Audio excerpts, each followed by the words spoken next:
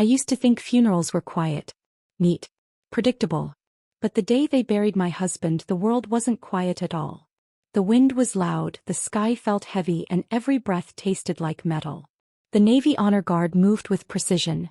Sharp lines, crisp uniforms. Everything perfect, everything controlled. The exact opposite of what was happening inside me. People whispered my name as I walked toward the gravesite, but their voices felt like echoes from some distant world. I wasn't hearing them. I wasn't hearing anything. All I saw was the flag-draped coffin, the weight of it, the finality of it. My knees almost buckled. That was the moment it truly hit me. He wasn't coming home. I kept hearing his laugh in my head, deep, warm, the one he used when he joked about how he'd outlive the whole damn platoon. He had promised me we would retire on a quiet piece of land somewhere in Virginia, raise a couple of kids, maybe build a little workshop in the backyard. He promised he'd always come back. But promises don't hold up against the ocean. The chaplain's voice blended with the wind as he spoke about duty, sacrifice, honor, words people cling to when they can't face the truth. The truth was simple. The sea had taken my husband and I hadn't even gotten to say goodbye. Someone touched my elbow. I barely turned my head. "Ma'am, the flag," the sailor whispered gently. I nodded, though I didn't understand anything in that moment. My hands shook as they folded the flag, the movements smooth, practiced. I'd seen it happen to other families. I'd comforted other widows during base ceremonies. But standing there waiting for that folded triangle to be placed in my hands, it felt surreal, cruel, unbearable. When the rifle volley fired, 3 sharp cracks through the silence, I flinched so hard the widow next to me gasped. Everything around me blurred. I didn't cry. I couldn't. Not yet. I kept staring at the polished wood of the coffin. My reflection trembled on it, distorted by sunlight. And I hated myself for thinking, even in that moment, maybe this is a mistake. Maybe he'll step out from behind one of the sailors. Maybe he survived. Grief does that. It makes you believe in impossibilities. When the final salute ended, people began approaching. Neighbors, commanders, wives from the FRG, even the base chaplain's assistant. They hugged me, spoke in soft tones, offered casseroles and prayers. But none of them mattered. Because the one person I wanted to hear, to touch, to hold, was deep in the ground in front of me. I stood alone even in the crowd. And that's when I noticed him. A man stood at the tree line away from everyone else. Alone. His uniform was the same deep navy blue, but his posture was different. Rigid, tense, as if he didn't belong there. His hands were behind his back, gripping something. I couldn't see what. My husband's best friend. Chief Petty Officer Ryan Hale. He hadn't spoken a single word to me since the mission went wrong. Not one message. Not one call. It felt like he vanished the moment my husband died. And now he appeared at the funeral like a ghost. He didn't join the others when they offered condolences. He didn't walk up to the gravesite. He just watched, a storm in his eyes, waiting for something. I kept glancing at him as I received the folded flag. His jaw tightened every time our eyes met, as if he wanted to tell me something but couldn't. Or wouldn't. When the ceremony ended, people began drifting back to their cars. The honor guard packed up. The chaplain closed his book. Even the wind seemed tired. But Ryan didn't move. I tried to avoid him. I was drained, hollow, and incapable of dealing with whatever he carried behind his back. I walked toward my car, ready to collapse inside it, ready to leave the cemetery and everything in it. "Ma'am." His voice stopped me mid-step. I turned slowly. His face looked older, worn, as if the last few months had taken decades from him. He approached, each step heavy, intentional. He breathed in sharply. "There's something your husband wanted you to have." My heart thudded painfully, almost angrily. He brought his hand forward. A small envelope. Worn edges. Salt-stained. And inside it, a picture sticking halfway out. A picture of a baby. I stared at it, frozen, confused, terrified in a way I couldn't describe. The infant had my husband's eyes. The same shape. The same depth. The same impossible familiarity. My voice cracked. "Ryan, what is this?" He swallowed hard, guilt flickering in his eyes. "He told me to give it to you, when the time was right." The world around us seemed to tilt, the headstones bending, the grass blurring, the sky spinning. "Time for what?" I whispered. But he didn't answer. He just closed my hand around the picture. and stepped back, leaving me alone at my husband's grave, holding a baby photo that shouldn't exist.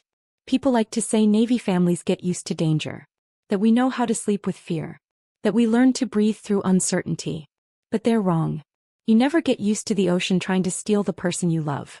I still remember the last morning I saw him, my husband, Chief Warrant Officer Lucas Ward, standing in our small Virginia kitchen, pouring coffee into a chipped mug he refused to throw away.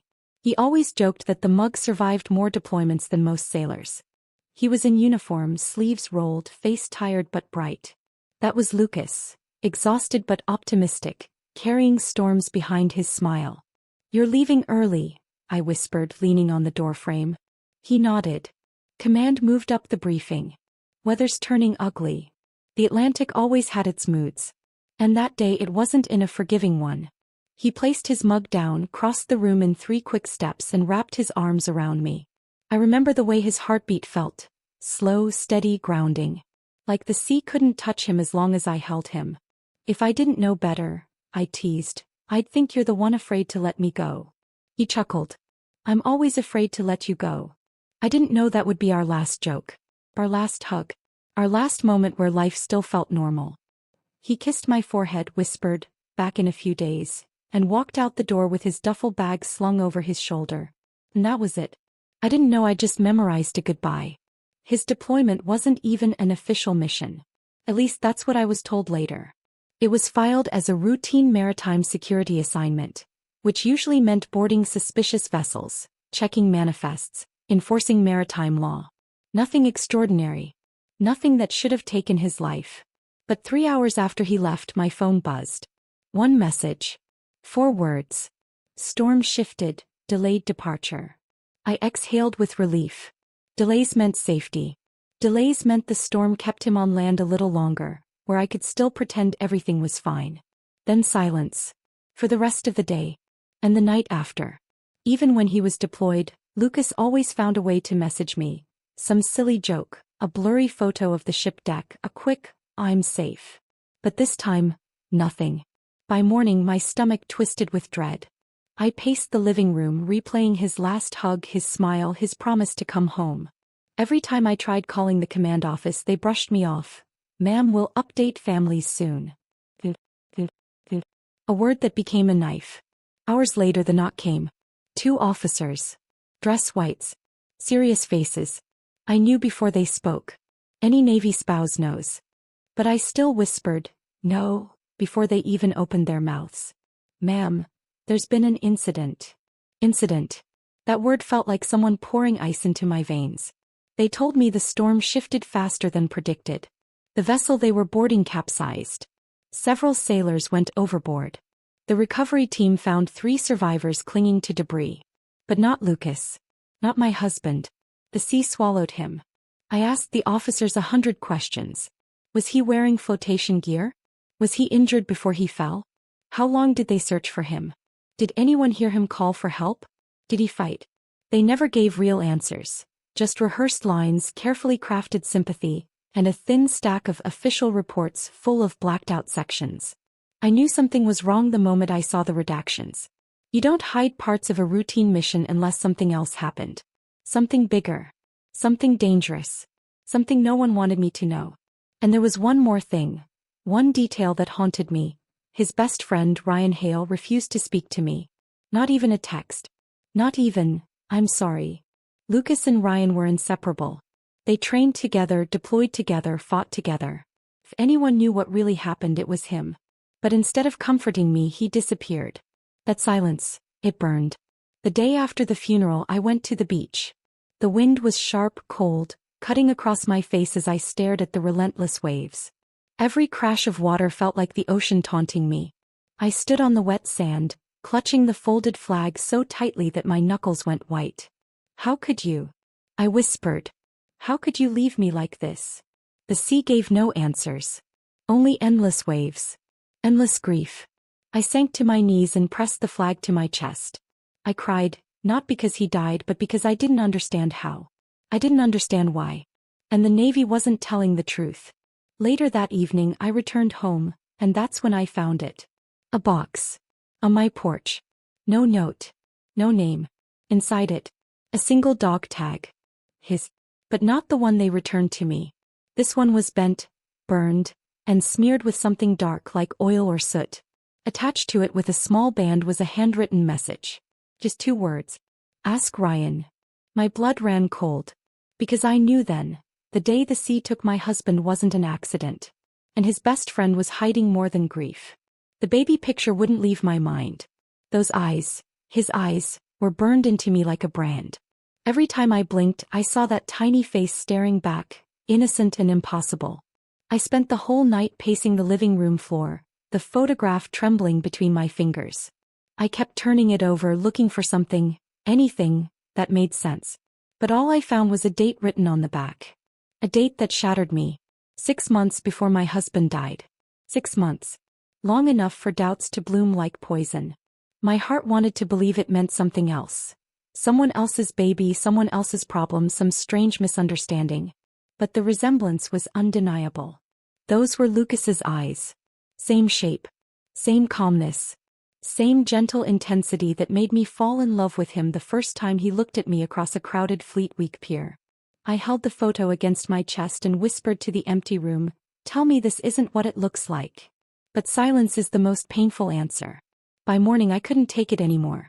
I grabbed my jacket, shoved the picture into my pocket and drove to the one place I never wanted to go again, the Navy Pier. The storm from the night before had calmed, but the water still growled, restless and angry. The same kind of sea that swallowed my husband. I walked toward the memorial wall, the one engraved with the names of lost sailors.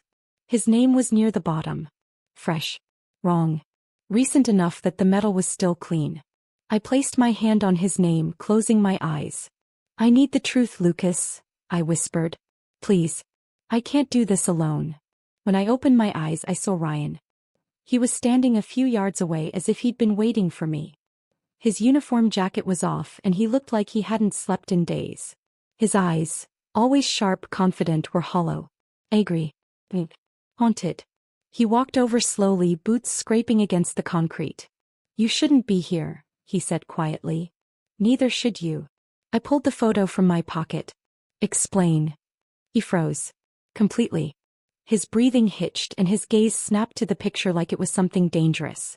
Like it could blow up in his face. "Where did you get that?" "You gave it to me," I said, voice breaking. "At the funeral. Or did you forget?" He looked down, jaw clenched so tight I could hear the tension in his teeth. "I shouldn't have, not yet." "Then when?" I snapped. "When I'm old and broken. When the truth doesn't matter anymore. When I've already lived decades with a lie." He flinched. That told me more than any confession. "Ryan, who is this baby?" His shoulders dropped, defeated. He ran a hand over his face, trembling slightly. "He's the reason your husband died." My heart stopped. "What?" I whispered. Ryan shook his head. "This isn't simple. Lucas made me swear I'd protect you from this. But everything's falling apart now. They're covering things up. Files are disappearing. People are being reassigned out of nowhere. Tell me the truth." Ryan looked out toward the water as if he was trying to find courage floating somewhere in the waves. 3 months before that storm, he said, we were on a covert rescue assignment. Not recorded. Not authorized. Nothing about it exists in the Navy system anymore. A rescue mission? I whispered. He nodded slowly. Off the coast of North Carolina. A distressed civilian vessel. We weren't supposed to go near it, but Lucas insisted. Said someone needed help. I felt my chest tighten. That was exactly the kind of man he was. Protective to the point of recklessness. There was a woman on board, Ryan continued. Barely conscious. She was holding a baby. This baby. The world tilted. No, that wasn't possible. Lucas never mentioned saving a baby. He never mentioned saving anyone. But Ryan's eyes were filled with a kind of pain no lie could produce. He carried them both out himself, Ryan whispered. Almost drowned doing it. He didn't care. Said that child deserved a chance. I stared at the photo again. The baby's tiny face. The soft cheeks. The familiar eyes. Whose child was it? I asked. Ryan shook his head. We don't know. The mother was delirious. She kept repeating one thing over and over. He swallowed hard. They're coming for him. My blood ran cold. Who's they? I asked. Ryan's silence answered for him. This wasn't about an affair. This wasn't about betrayal. This was about danger. Cover-ups. Secrets buried beneath the waves. Why didn't Lucas tell me? My voice cracked. He wanted to, Ryan whispered. He wrote you letters. He had files. He planned to tell you everything when he came home. But when Command found out, the mission was erased. Completely. And Lucas became a liability. My knees weakened. I grabbed a railing to steady myself. A liability, to who? Ryan looked at me with eyes full of dread. To the same people who wanted that baby found. He stepped closer, lowering his voice. And they didn't want your husband alive to talk. My entire world ripped in half. My husband didn't die because of a storm. He died because of a secret. A baby he saved. A baby no one was supposed to know existed. No. I was holding the proof. The picture that shouldn't exist. I drove home on autopilot. I don't remember the roads. I don't remember the traffic lights. I don't remember unlocking the front door.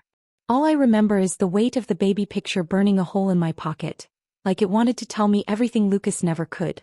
The moment I stepped inside, the house felt different. Too quiet. Too still. Like it knew a truth lived within its walls, buried under the roof I once shared with him.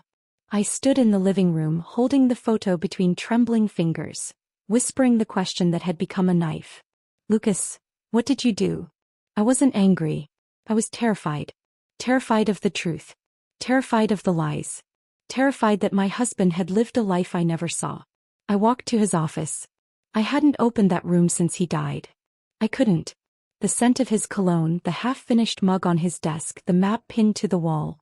It was all frozen, untouched, sacred. But no. I had to go in. My breath shook as I turned the doorknob. The room greeted me like a ghost. Everything was exactly how he left it. Papers stacked neatly, books aligned, his navy cap resting on the corner of the desk. His handwriting scribbled across sticky notes still clung to the computer monitor. But one thing felt wrong. The carpet under the desk had a faint indentation. Something heavy used to sit there. Something that wasn't there anymore.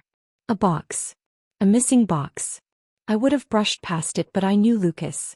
He never misplaced anything. Something was missing, someone removed it.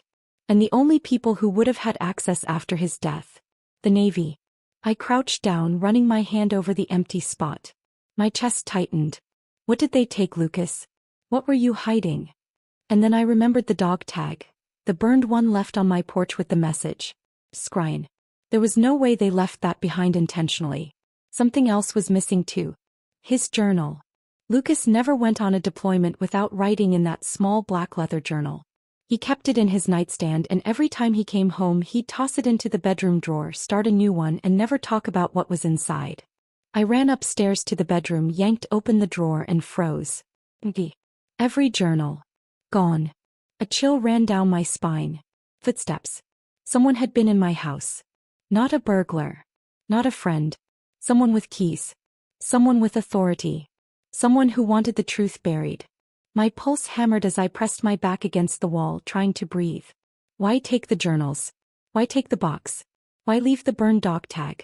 Because someone wanted me scared. Confused. Unbalanced. But not blind. They wanted me to ask questions, but not the right ones. I sat on the floor, hands shaking, when a memory surfaced. Something small, something insignificant at the time. 3 days before Lucas's last deployment, he came home late. His uniform was soaked, his face pale, his hands trembling. I had asked, "Rough day?" He kissed me quickly, too quickly, and said, "Just training." But his eyes were wrong. Troubled. Hunted. And later that night, when he thought I was asleep, I heard him whisper into the phone. "No. I didn't tell her. She can't know, not yet." I had convinced myself it was about the mission. Navy men keep secrets. It's normal. It's part of the job. But now, with journals missing, a picture of a baby with his eyes in my hands, and a dog tag burned like it came from hell itself, I knew better. My husband hadn't been preparing for a mission. He had been preparing for consequences. I pulled myself together long enough to grab his laptop from the top shelf of the closet. It was old. One he used only for off-duty stuff. The Navy-issued one was confiscated the morning I got the casualty notification. I sat at the desk, opened it and prayed it still worked. The screen flickered to life. Password. Of course. But Lucas wasn't complicated. He loved patterns. He loved meaning. The first letters of every place we ever lived. The street of our first apartment. The date of our wedding. I tried everything. Nothing worked. I leaned back and stared at the ceiling, defeated. And then it hit me.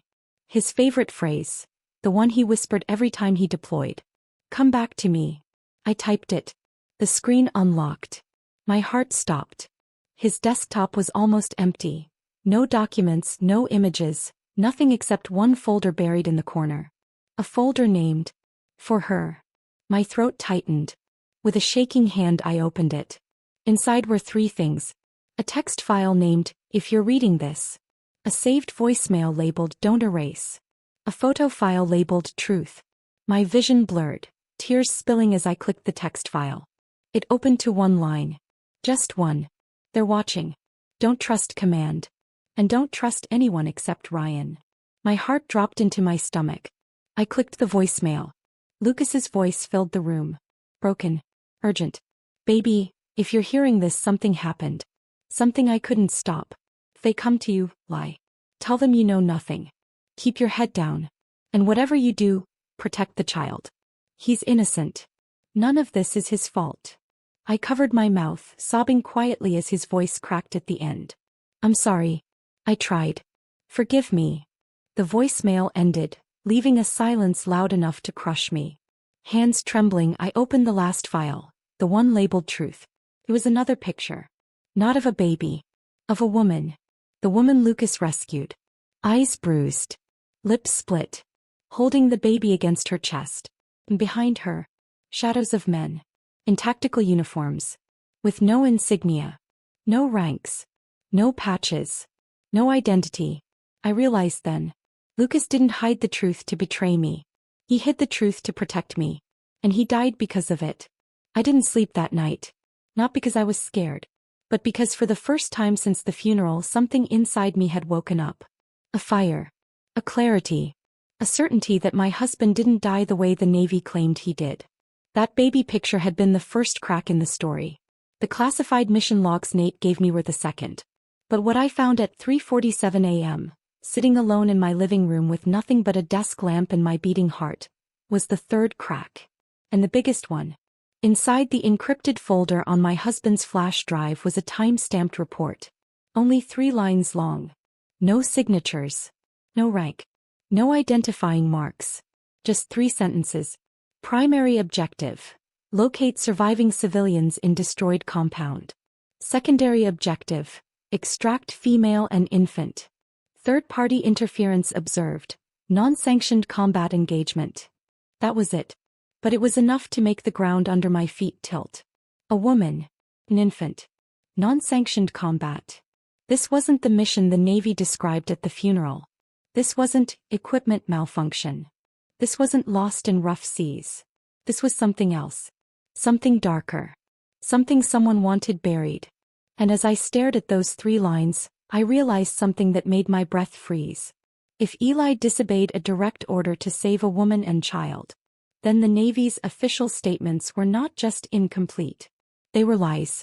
You weren't supposed to see that. I nearly jumped out of my skin. Nate stood in the doorway of my living room, his face pale as if he hadn't slept either. He wasn't angry. He wasn't shocked. He looked resigned. Like he'd been waiting for this moment. Like he knew exactly what I found. I held up the file. Why wasn't this in the report? He rubbed a hand over his jaw. Because the report you saw wasn't the real one. My stomach twisted. You knew. He didn't answer.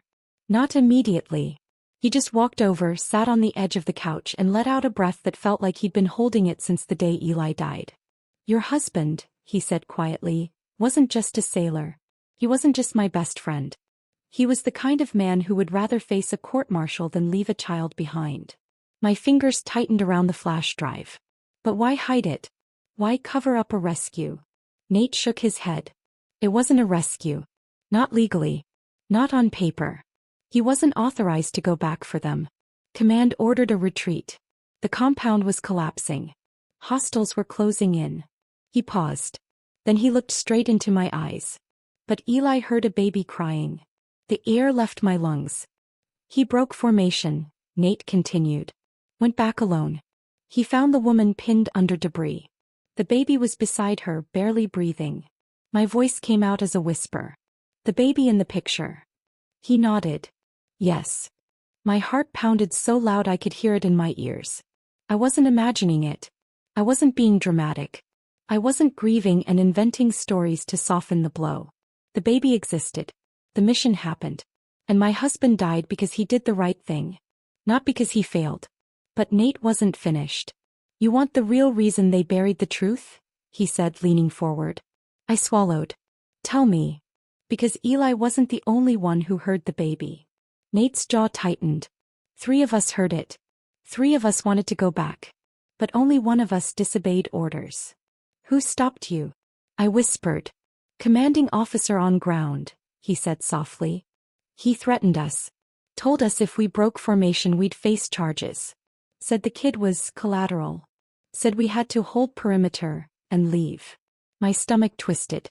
And Eli ignored him. Nate nodded. Because he couldn't live with walking away. My chest hurt.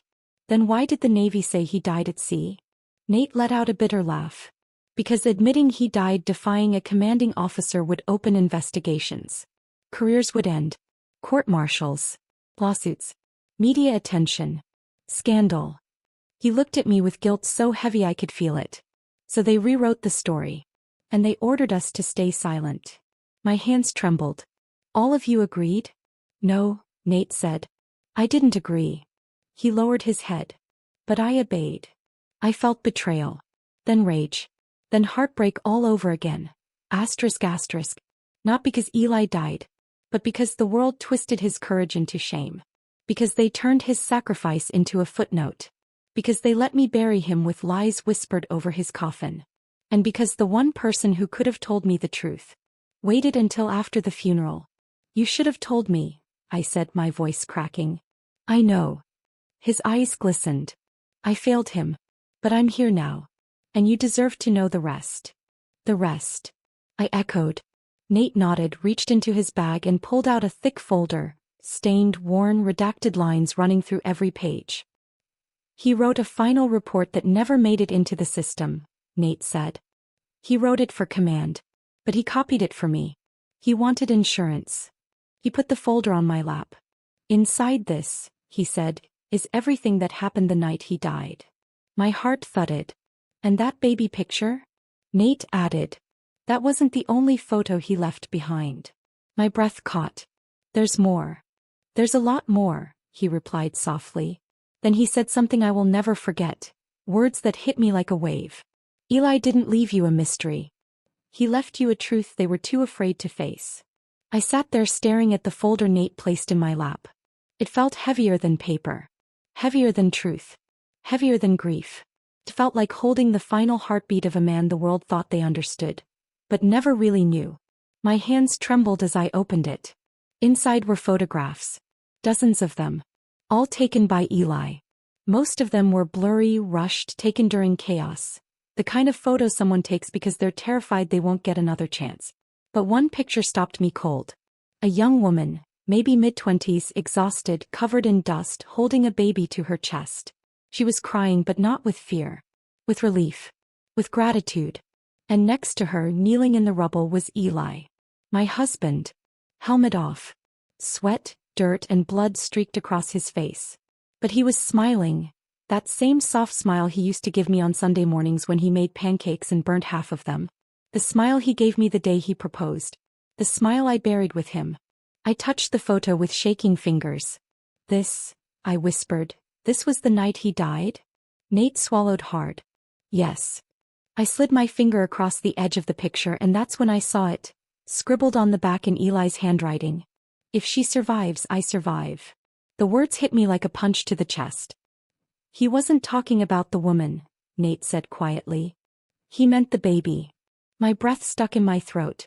I flipped through the rest of the folder. Reports, scribbled notes, fragments of a mission the Navy erased. Times, coordinates, supply lists. Orders crossed out in Eli's pen like he refused to accept them. Then, another photo. Smaller than the rest. Older. A close-up of the baby. Eyes wide. Lips parted. Wrapped in what looked like Eli's own undershirt. This wasn't the photo Nate gave me at the funeral. This was different. This one wasn't a reminder. It was a memory. Raw. Fragile. Undeniable. The child's name. I whispered. Nate hesitated. He wasn't scared. He was protecting something. Someone. Finally he said, "Her name is Ava." Her. The baby was a girl. "And she's alive?" I asked. "Yes," he said. "She's very much alive." My world tilted. Not because Ava lived, but because Ava had been living without me even knowing she existed. "How old is she now?" I asked. 8, Nate replied. "She's been in foster care since her mother passed." My hand flew to my mouth. "The mother's gone?" "A few years after the incident," he said. "Complications from injuries she sustained that night." The room felt smaller. Tighter. Like the walls were bending inward. "Nate," I whispered, "why didn't he tell me?" He exhaled slowly. "'Cause he knew you. He knew that if he told you the truth before he figured out a safe way to protect her, you'd try to save her too. And he didn't want you anywhere near that danger." Tears blurred my sight. "He wanted to tell you after his last deployment," Nate added. "He planned to retire early. Bring the truth home. Make sure Ava was safe. Together." My heart cracked open. I wasn't crying because he'd kept a secret. I was crying because even in the shadows of a mission gone wrong, even behind classified files and erased reports, my husband never stopped including me in his future. Even if that future was filled with a child he wasn't biologically tied to, but emotionally bound to. A child he would have died for. And did. "I need to see her." The words came out of me before I could think. Nate didn't react with surprise. He nodded like he expected it. "I'll take you," he said. "But there's something you should know first." I looked up. "There are people," he continued, "who don't want anyone reopening the file. And if they find out you've met Ava." And somehow, in the shared pain, something in both of us softened. She leaned into me, small, hesitant but real. I wrapped my arms around her before my body even gave me permission to think. She was tiny, warm, fragile. And yet, in that moment she felt like the strongest thing in the world. Because she was the living proof of Eli's courage. The living proof that his last act wasn't a tragedy. It was a gift. He asked me to protect her. Nate's voice came from the doorway. I turned, holding Ava against me.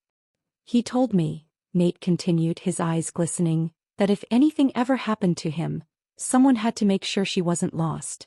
I held Ava tighter. "And you waited until now to tell me why?" I asked quietly. Nate looked down. "Because I wanted you to heal before I asked you to carry something this big." "And now?" I asked. "Now," he said softly, "I think you're ready to decide if you want to be part of her life." Ava looked up at me. Not pleading. Not desperate. Just hopeful. A quiet, fragile hope. "Do you have to go?" she whispered. My heart cracked open. "No," I said. "Not unless you want me to." She shook her head quickly. "Please stay." I brushed her hair back gently. "I'm not going anywhere." The woman at the door. The foster mother stood behind Nate, hand over her mouth, eyes wet. "She's never asked anyone to stay before," she whispered. "Not once." I felt my breath catch. "Is she up for adoption?" I asked. The woman nodded slowly. "She's eligible. But no one has stepped forward. Most people don't want a child with trauma." I looked at Ava. At her quiet strength. At the softness in her eyes. At the bravery in her small hands. Trauma didn't define her. Survival did. Courage did. Eli did. I swallowed the knot in my throat. "What if someone does step forward?" I asked. The woman hesitated. "Then she can finally have a permanent home. A home. A family. Safety. Love. Everything Eli would have wanted for her. Everything he died for." I exhaled shakily. "I'd like to start the paperwork," I whispered. "If she wants me." Ava looked up at me with those wide brown eyes. "I want you," she said. "You feel safe." Something inside me collapsed. Not in pain. Not in fear. In relief. Because this was the moment Eli had been leading me toward from the moment he stepped back into that collapsing building. This was his purpose, his trust, his faith in me, his last gift. A family he never got to finish building. A child who survived because he believed she deserved to. And a woman, me, who finally understood why love doesn't end when the body is buried. It continues. It grows. It finds new forms, new homes, new hearts. I kissed the top of Ava's head. I'm here, I whispered. And I'm not leaving again. She wrapped her little arms around my neck. Okay, she breathed. And in that quiet, fragile embrace, I felt Eli. Not in the room. Not in a dream. But in the space between us. In the warmth of a child he saved. And in the strength he left behind in me. Love didn't die with him. It lived on. In the girl I now held. In the truth I finally understood. And in the legacy he built with his last breath. Life. Love. And a child named Ava. The future he died to protect. His last gift to me. I'm not afraid, I cut in. He studied me.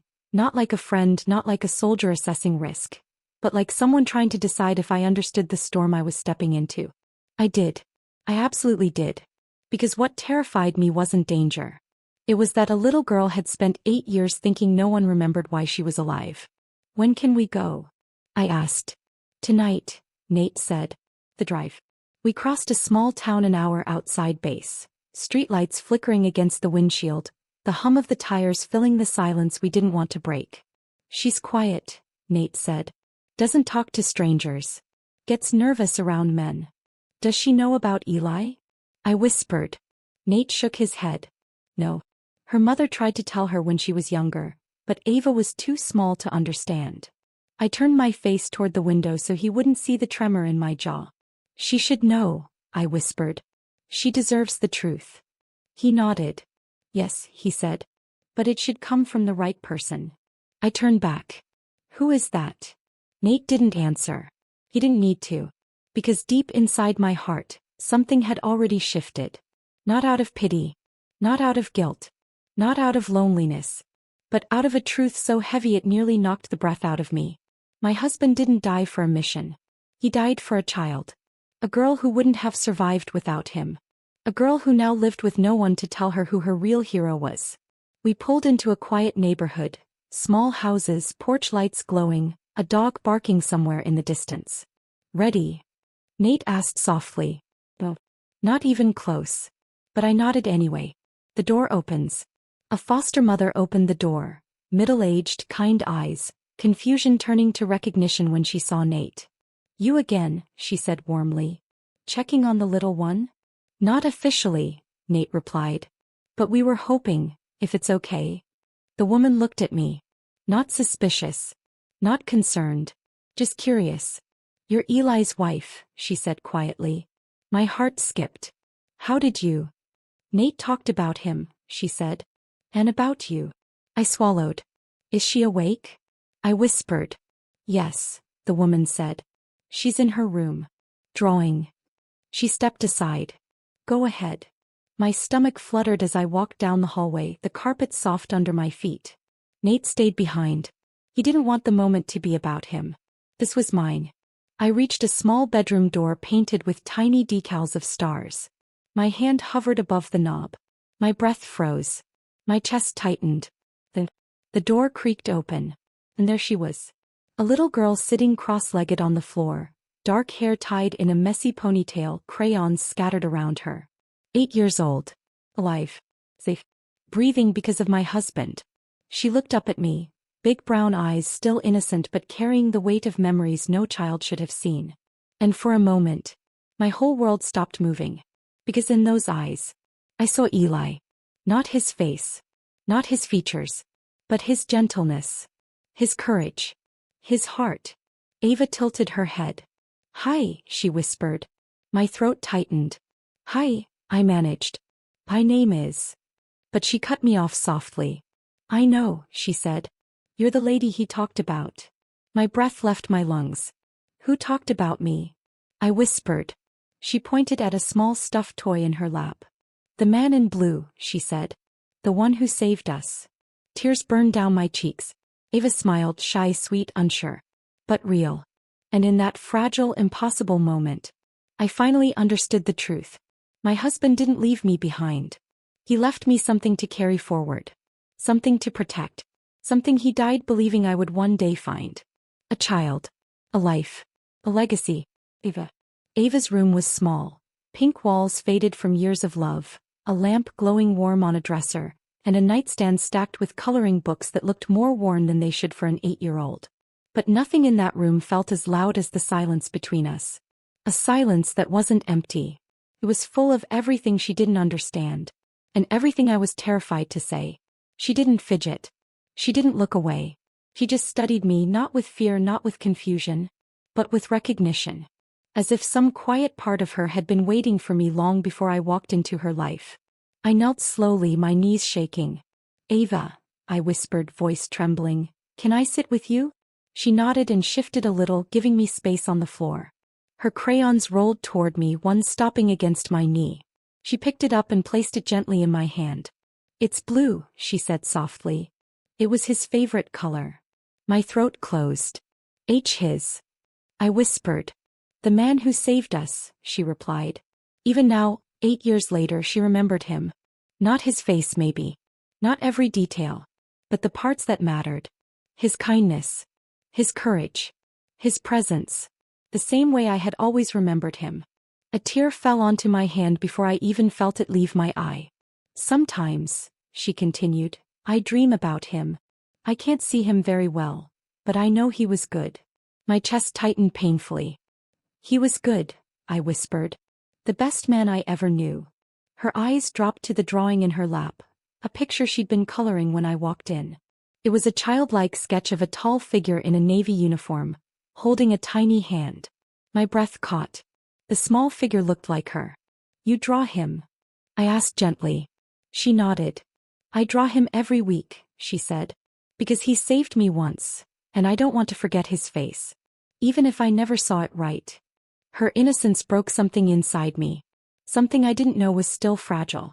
She touched the paper lightly. Miss, she whispered. Why are you crying? I inhaled slowly. Because how could I tell a child that the man she remembered as a miracle was also the man I remembered as my entire life? How could I tell her that the reason she was alive was the same reason I was widowed? How could I explain loss and love in the same breath? I wiped my tears and tried. Ava, I said softly, the man who saved you, he wasn't just a hero. She blinked. He was my husband.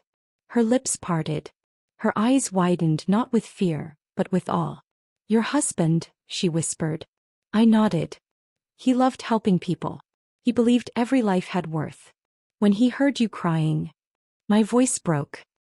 He didn't even hesitate. Ava's small fingers curled into the fabric of her shirt. Did he die because of me? She whispered. No, I said firmly, taking her hand in both of mine. No, sweetheart. Never think that. He died doing what was right. He died because he was brave. Because he couldn't walk away. She swallowed hard. He saved my mommy too, she said. She told me before she got sick. I closed my eyes. Grief met grief. Loss recognized loss.